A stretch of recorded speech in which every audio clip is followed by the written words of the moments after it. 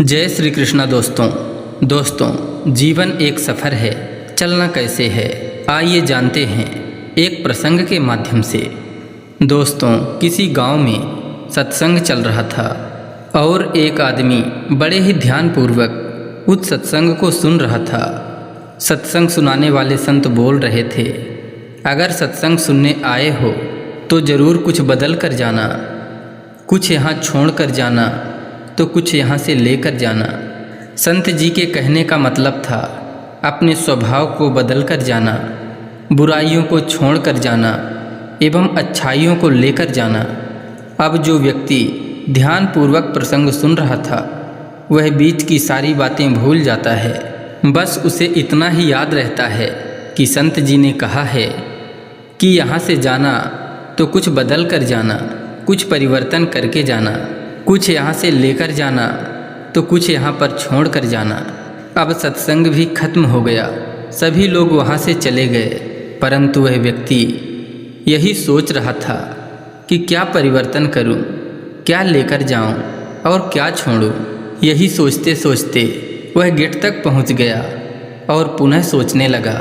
संत जी ने कहा है कि परिवर्तन करके जाना, तो क्यों न मैं अपने जूतों को बदल लूं।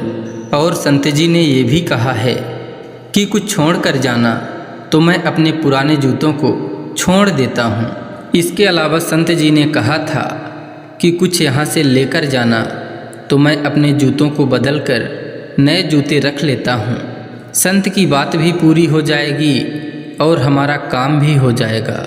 यही सोचते हुए वह व्यक्ति अपने पुराने जूतों को छोड़कर दूसरे व्यक्ति के नए जूते पहनकर चला जाता है। परंतु दोस्तों संत के कहने का मतलब यह नहीं था। संत जी के कहने का मतलब था कि अपने स्वभाव को परिवर्तित करो, अपने विचार को बदलो, अपने अंदर की बुराइयों को छोड़ कर जाओ और परोपकार की भावना, अच्छाइयों की भावना को लेकर जाओ। दोस्तों इसी तरह एक और व्यक्ति एक दिन संत के पास आता है और उनसे कहने लगता है कि हे महात्मन, आप तो सभी को ज्ञान देते हैं, अच्छी अच्छी बातें बताते हैं, परंतु आपके पास क्या कोई ऐसा मंत्र है जिसके द्वारा हमारे परिवार में खुशियाँ आ सके, हमारा जीवन खुशहाल हो सके।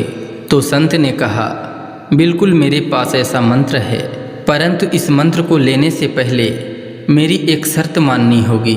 तो वह व्यक्ति बोला, कैसी शर्त महाराज जी, आप शर्त बताइए, मैं अवश्य ही शर्त का पालन करूँगा। तब संत जी ने कहा, जो मैं मंत्र दूंगा उसको ताबीज़ बनाकर गले में या हाथ में नहीं बांधना है। तो उस व्यक्ति ने कहा, तो फिर क्या करना है। तब महात्मा जी कहते हैं कि रोज़ सुबह उठकर इस मंत्र को याद करना है और इसी मंत्र के अनुसार ही तुम्हें कार्य करना है।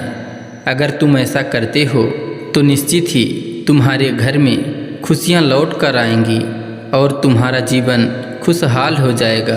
दोस्तों संत ने आखिर कौन सी ऐसी बातें बताई, आइए हम सभी उन बातों को जानते हैं। तो दोस्तों संत जी ने 5 ऐसी बातें बताई जो हमारे जीवन को खुशहाल बना सकती हैं।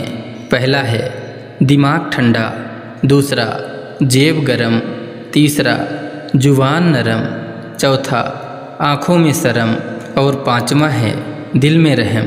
अगर आप भी यह 5 बातें अपने जीवन में लागू करते हैं तो निश्चित ही आपका और आपके परिवार का जीवन खुशियों से भर जाएगा।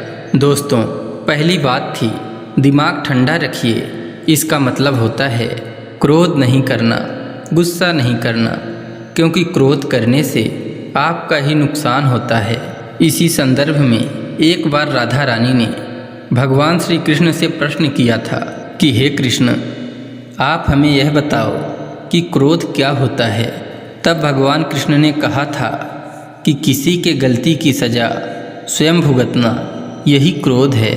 क्योंकि हमें क्रोध तभी आता है जब कोई दूसरा व्यक्ति गलती करता है। संत की दूसरी बात थी कि जेब को गर्म रखिए, जिसका मतलब होगा कि खुशहाल जीवन के लिए आप धन को भी अपने कमाई से कुछ न कुछ भविष्य के लिए बचा कर रखिए, क्योंकि आपके द्वारा बचाया गया धन भविष्य में संकटों से बचा सकता है।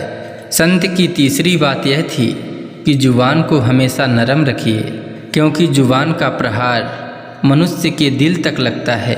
एक बार बाहरी जख्म दवा मरहम से ठीक भी हो सकता है, परंतु जुबान से हुआ जख्म कभी ठीक नहीं होता। इसका उदाहरण महाभारत में देखने को मिलता है। अगर द्रौपदी ने दुर्योधन को ये न कहा होता कि अंधे का पुत्र अंधा ही होता है, तो शायद महाभारत का दृश्य इतना विनाशक न होता। संत की चौथी बात थी आँखों में शर्म। इसका मतलब यह हुआ कि आप अच्छी चीज़ों को ही देखिए, क्योंकि आप जैसा दृश्य देखते हैं आपका व्यवहार वैसा ही हो जाता है। संत की पांचवी और अंतिम बात यह थी कि दिल में रहम रखिए। इसका मतलब होगा कि सभी जीवों के प्रति दया एवं परोपकार की भावना रखिए और हिंसा के द्वारा प्राप्त भोजन को मत करिए। दोस्तों, आशा करते हैं संत के द्वारा बताई हुई 5 बातों को आप भी अपने जीवन में लागू करेंगे और अपना एवं अपने परिवार वालों का जीवन सुखमय बनाने में प्रयत्नरत रहेंगे। दोस्तों, अगर आज का यह प्रसंग आपको अच्छा लगा हो तो कृपया चैनल को सब्सक्राइब कर लीजिए एवं वीडियो में एक लाइक करके कमेंट में लिख दीजिए जय श्री कृष्णा, राधे राधे।